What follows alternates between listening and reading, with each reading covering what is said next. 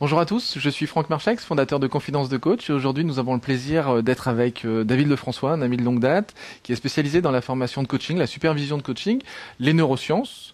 Et aujourd'hui, on va lui poser une question un petit peu particulière, parce que je sais que c'est quelque chose qu'il aime particulièrement, en tout cas sur un avis assez intéressant. Bonjour David, tu vas bien? Oui, très bien, et toi? Ça va bien. J'aimerais parler avec toi d'un élément qui est assez intéressant dans le développement du coaching, notamment dans le coaching professionnel. C'est le fait que de plus en plus aujourd'hui de managers, dans leur job de management, s'intéressent au coaching et on parle de plus en plus d'une nouvelle notion qu'on pourrait appeler le manager coach. Alors, c'est quoi ta position par rapport à ça? Alors, d'abord, c'est une bonne position. Je trouve qu'on puisse intégrer la philosophie, l'approche et les techniques de coaching dans l'univers du management, c'est intéressant. Moi, j'y mettrais certaines conditions. Tout métier, quel qu'il soit, repose sur des basiques. D'accord. Voilà. Et d'abord, avant d'amener une personne à être dans l'intégration des outils de coaching pour un manager, il faut s'assurer qu'au niveau du management, il soit déjà béton. Ouais. Tu vois, management, to manage, c'est organiser. C'est ma capacité à bien organiser, structurer mon quotidien. D'accord? Donc ça, c'est quel rapport, comment je structure mes équipes, comment je suis les objectifs. Déjà, je pense que pour être objectif, je vais être sympathique. 70% des personnes du marché ne sont pas des bons managers. Okay, quand on regarde toutes les stats et les études du management en France, on s'aperçoit qu'un manager passe en moyenne moins de 15% à manager. Alors que c'est ce pourquoi il est payé et ce qui devrait être sa valeur ajoutée. Le reste du temps, il s'occupe de ses intérêts personnels.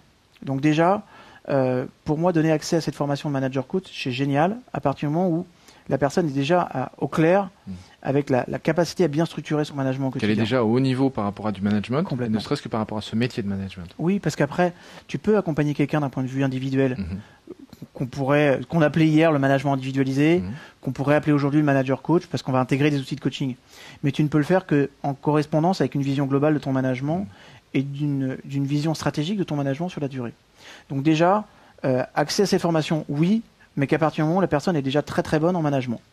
Après, il y a une autre notion qui est intéressante aussi dans l'univers managérial, c'est le leadership. Ah oui. On en parle très très peu en France. Curieusement, il y a beaucoup de bouquins sur le management, tu as beaucoup de bouquins sur le coaching, et très peu sur le leadership. Alors que quand tu traverses simplement l'Atlantique, tu aperçois que c'est tout le contraire. D'accord. Okay, parce que il y a une chose sur laquelle il faut être clair. On te donnera des collaborateurs, mais on ne te filera pas des sympathisants. Ouais. Et souvent, les managers, simplement parce qu'ils pensent qu'ils ont le statut de manager, vont avoir des collaborateurs qui vont avoir envie de travailler pour eux. C'est pas vrai, c'est même tout le contraire. Voilà.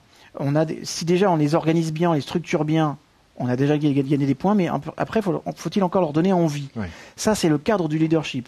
Tout ce qui va être lié à la notion de je vais à m'accomplir à travers un lendemain meilleur, je dois changer pour pouvoir m'adapter, c'est leadership. D'accord. Donc, j'ai le management, je dois être au clair. En tant que leader, je dois développer mon leadership. Oui. Okay, et ça s'apprend. On ne naît pas leader, on peut le devenir. Et après, depuis mon leadership, à l'intérieur de mon management, je peux commencer à dire, tiens, là je vois des opportunités, et si tu veux là-dessus, je veux bien t'accompagner et te coacher. Voilà. Et intégrer des outils de coaching. Maintenant, il faut aussi être très au clair que le coaching dans l'univers du management est lié à un projet d'entreprise et à une structure qui est très petite. On ne fera pas du coaching tel qu'on peut le voir en formation quand vous devez devenir coach professionnel. C'est pour ça qu'il faut être vraiment au clair. En fait, c'est du management avec des outils de coaching. C'est pas le manager qui devient un coach pour ses collaborateurs, parce que là, c'est pas le cas. Voilà, ce que j'allais te poser comme question, c'est que quelque part, on pourrait presque imaginer que c'est même antinomique, parce que quelquefois, on le sait, pour pratiquer en entreprise le coaching, que quelquefois, quand quelqu'un se fait coacher, quand un client va se faire coacher, il peut être amené à découvrir que ses valeurs deviennent en opposition ou sont devenues en opposition avec l'entreprise. Et donc, il a envie d'en fait d'aller voir ailleurs ou de partir. Du coup, est-ce que c'est pas antinomique ce risque-là que le manager n'utilise pas trop de techniques de coaching pour développer ça chez son... du coup, on sait plus trop. C'est plus un client parce que c'est pas un coach, et en fait, c'est son salarié ou c'est son employé parce que c'est un manager. Comment il doit se positionner? C'est quoi un vrai conseil là-dessus? Écoute, moi, ce que j'ai remarqué, la difficulté, une fois encore, c'est que les outils de coaching, c'est des outils.